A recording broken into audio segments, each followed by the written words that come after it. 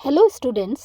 आज मैं आपके साथ डिस्कस करने जा रही हूँ एक और important kinds of novel, dystopian novel. हम लोग अभी पीछे से 2 नॉवेल्स डिस्कस कर चुके हैं। आगे आज उसी की सीरीज़ में मैं आपके साथ डिस्टोपियन नॉवेल डिस्कस करने जा रही हूँ, जो कि एग्ज़ाम के पॉइंट ऑफ व्यू से बहुत इम्पॉर्टेंट है। तो चलिए शुरू करते हैं डिस्टोपियन नॉवेल। तो सबसे पहले समझते हैं कि आखिर ये डिस्टोपियन नॉवेल होता क्या है।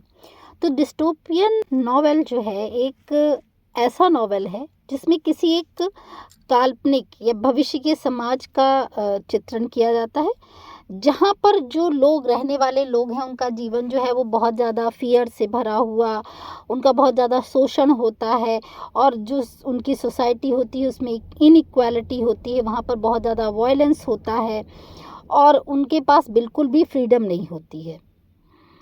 ये जो इस प्रकार के नॉवेल्स होते हैं ना, वो जो हमारी प्रेजेंट सोसाइटी है उसमें जो प्रॉब्लम्स हैं उनको बहुत ज़्यादा बढ़ा चढ़ा कर दिखा देते हैं।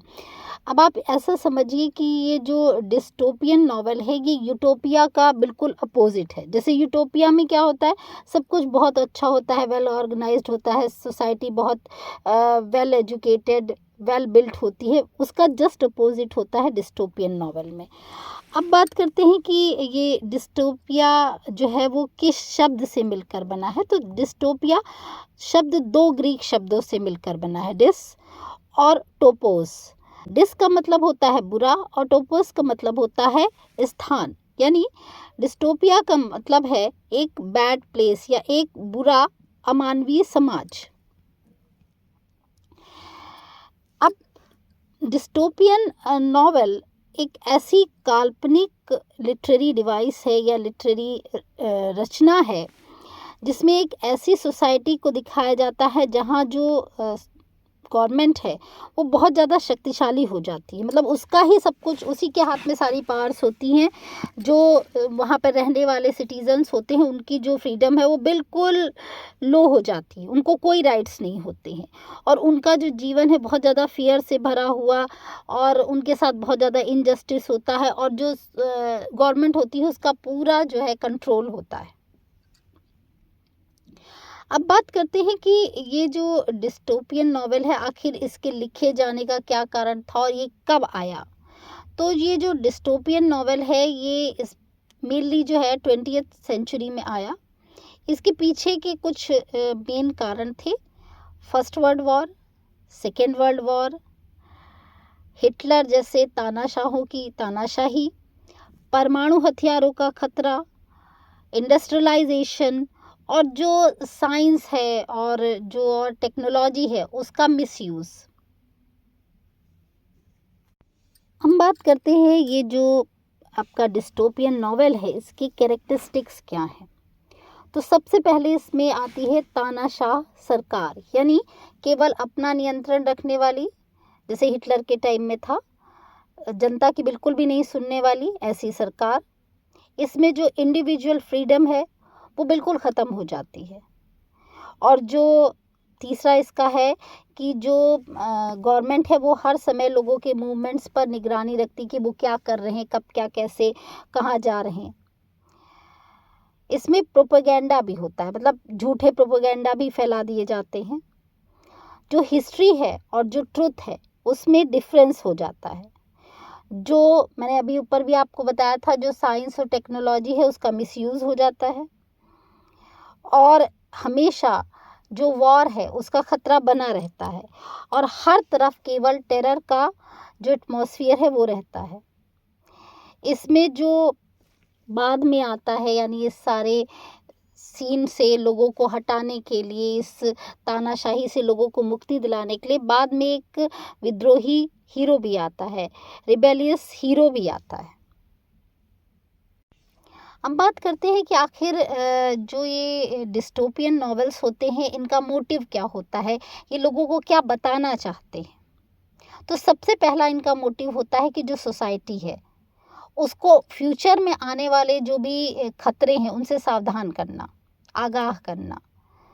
मतलब वो इस नॉवेल को लिखकर ये बता देते हैं कि अगर ये चीज़ें नहीं सुधरी, इन चीज़ों में सुधार नहीं हुआ तो भविष्य में ऐसी ही सोसाइटी लोगों के सामने आएगी। दूसरा, जो लोग पावर में हैं वो जो सत्ता है उनके पास, जो पावर है, उसका दुरुपयोग ना करें। उसकी आलोचना करी जाती है इन नॉवेल्स में। तीसरी चीज़ जो सबसे इम्पोर्टेंट है, ये नॉवेल्स को पढ़ने वाले जो लोग हैं उनको ये सोचने पर विवश कर देती है कि आखिर सोसाइटी में ऐसा क्यों हो रहा है और इसको रोका कैसे जाए। तो लोग इसको सोचते हैं और इस पे क्वेश्चंस भी उठाते हैं। अच्छा, नेक्स्ट इसका है कि ये जो डिस्टोपियन नॉवेल्स हैं ये किस थीम पर लिखे जाते हैं, यानी इनका सब्जेक्ट क्या होता है। तो इनका पहला होता है कि जो रूलर्स हैं, रूलर्स बनाम इंडिविजुअल्स, यानी सत्ता बनाम व्यक्ति। दूसरा होता है फ्रीडम बनाम रिस्ट्रिक्शंस, यानी स्वतंत्रता बनाम नियंत्रण। तीसरा है वॉर। चौथा है जो इन्वायरमेंट है उस पे क्या संकट आ रहा है उसको लेकर। नेक्स्ट आता है एआई। एआई का मिसयूज कैसे हो रहा है, उसको कैसे रोका जा सकता है, ये भी इन नॉवेल्स का प्रमुख मुद्दा होता है। नेक्स्ट है मीडिया का दुरुपयोग। जो मीडिया है वो लोगों के हित के लिए काम कर रही है कि सरकार के लिए काम कर रही है, ये भी नॉवेल्स में दिखाया जाता है। सामाजिक असमानता, सामाजिक असमानता भी इन नॉवेल्स में दिखाई जाती है कि कोई जो धनी है, कुछ वर्ग, जो धनी वर्ग है वो धनी होता चला जा रहा है, गरीब और गरीब होते चले जा रहे हैं। और जो नेक्स्ट है वो है पहचान का संकट, यानी आदमी की आइडेंटिटी खोती चली जा रही है समाज में।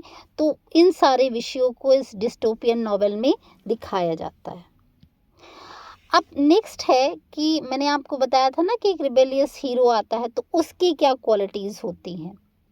रिबेलियस हीरो बहुत ज़्यादा एक्स्ट्राऑर्डिनरी कोई क्वालिटी लेकर नॉवेल में नहीं आता, वो एक सामान्य सा व्यक्ति होता है। लेकिन वो जो समाज में फैली हुई कुरीतियाँ हैं, जो करप्शन है, जो ख़राब चीज़ें हैं, उन पर क्वेश्चन उठाता है और वो खोज करता है कि आखिर इन चीज़ों को दूर कैसे किया जाए। कभी कभी वो अकेला भी पड़ जाता है। लास्ट में वो हार भी सकता है और जीत भी सकता है। अब मैं आपके साथ डिस्कस करती हूँ कि आखिर ये जो डिस्टोपियन नॉवेल है उसको लेकर किन किन राइटर्स ने कौन कौन से वर्क्स लिखे। इसको बहुत अच्छे से पढ़ लीजिएगा, क्योंकि ये वर्क्स और ये राइटर्स जितने अच्छे से आपको याद होंगे उतना ही अच्छा नॉवेल वाले इस सेक्शन में आप अटेम्प्ट कर पाएंगे। क्योंकि डेफिनेशन दे दी, उसके कैरेक्टरिस्टिक्स बता दी, लेकिन अगर आपको उनके उससे रिलेटेड राइटर्स नहीं पता है, उनके वर्क्स नहीं पता है, तो आपको मार्क्स नहीं मिलेंगे। तो इनके वर्क्स और राइटर्स के नाम बहुत अच्छे से याद कर लीजिएगा। तो सबसे पहले हैं ऑल्डस हक्सले। ऑल्डस हक्सले का जो वर्क है वो है ब्रेव न्यू वर्ल्ड, जो कि 1932 में आया था। नेक्स्ट राइटर है जॉर्ज ऑरवेल। इनका जो वर्क आया था वो आया था 1984। ये वर्क बहुत इम्पॉर्टेंट है डिस्टोपियन नॉवेल के पॉइंट ऑफ व्यू से। जॉर्ज ऑरवेल का ये जो वर्क है 1984, ये बहुत इम्पॉर्टेंट है। नेक्स्ट इनका ही इम्पॉर्टेंट वर्क है जॉर्ज ऑरवेल का एनिमल फार्म, जो कि 1945 में आया। ये दोनों वर्क्स आपको डिस्टोपियन नॉवेल के पॉइंट ऑफ व्यू से याद होने ही चाहिए। नेक्स्ट जो राइटर हैं वो है रे ब्रैडबरी।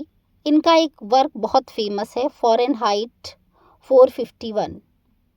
याद रखिएगा, रे ब्रैडबरी का वर्क फ़ारेनहाइट 451। नेक्स्ट राइटर जो कि बहुत इम्पॉर्टेंट हैं वो है मार्गरेट एटवुड।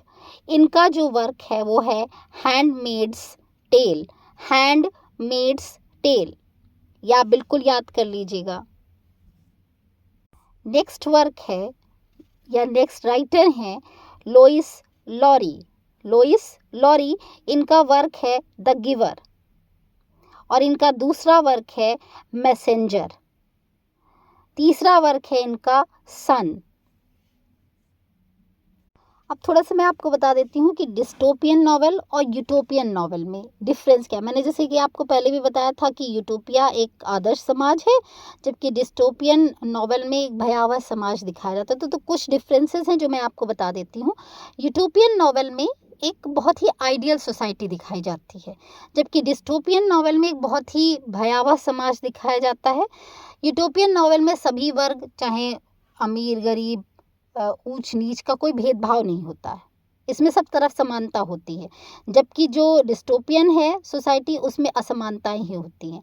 यूटोपियन नॉवल में सबको पूरी स्वतंत्रता होती है, जबकि डिस्टोपियन नॉवल में बिल्कुल भी स्वतंत्रता नहीं होती, पूरी तरह से उन पर कंट्रोल होता है। यूटोपियन जो सोसाइटी है उसमें सब तरफ शांति होती है। डिस्टोपियन जो सोसाइटी है उसमें सिर्फ संघर्ष होता है अपनी इंडिविजुअलिटी प्राप्त करने के लिए, अपनी सेल्फ रिस्पेक्ट प्राप्त करने के लिए। यूटोपियन नॉवल में एक होप होती है और डिस्टोपियन नॉवल में एक वार्निंग होती है कि अगर हम नहीं सुधरे तो आगे ये स्थिति और भयावह हो जाएगी। तो स्टूडेंट्स, जैसा कि हम लोगों ने पढ़ा, डिस्टोपियन नॉवल केवल एक फ्यूचर की भयावह कहानी नहीं है, बल्कि जो आज हमारी सोसाइटी में चल रहा है, जो वॉर हो रही है, आए दिन इस देश के बीच में वॉर, उस देश के बीच में वॉर, आज हम परमाणु हथियार बना ले, कल वो परमाणु हथियार बना ले, लोगों के बीच में, लोगों के अंदर बहुत ज़्यादा पार लाने की चाहत, बहुत ज़्यादा पैसा कमाने की जो चाहत है, ये सब डिस्टोपियन नॉवल के माध्यम से हमें सचेत करता है कि हम खतरे में हैं।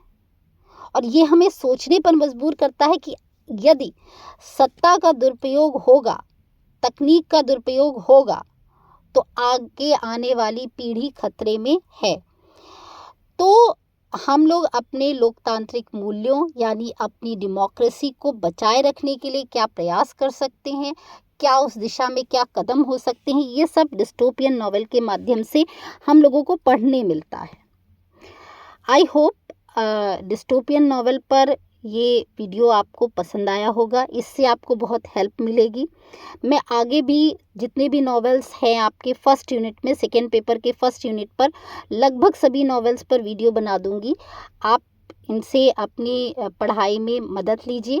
अगर आपके लिए ये वीडियो हेल्पफुल हो तो मेरे चैनल को लाइक करिए, इसको अपने फ्रेंड्स के साथ शेयर करिए और मेरे चैनल को सब्सक्राइब करिए।